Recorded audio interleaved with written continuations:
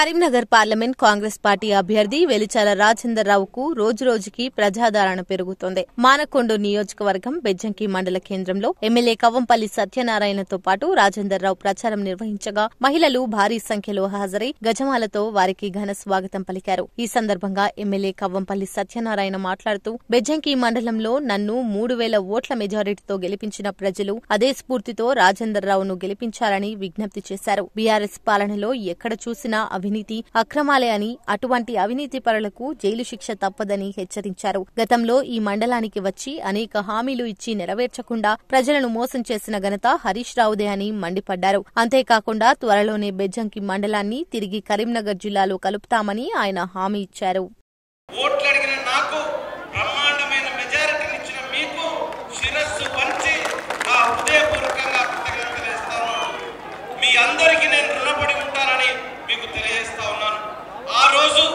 ఎన్నికలలో భాగంగా మనం 6 గ్యారెంటీలను ఇచ్చినాం.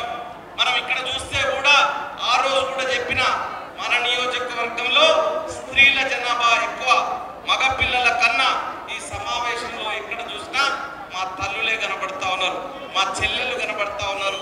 స్త్రీ శక్తి చాలా గొప్పది. అందరూ కూడా ఆనాడు నాకు ఓటు వేసి పెట్టించిన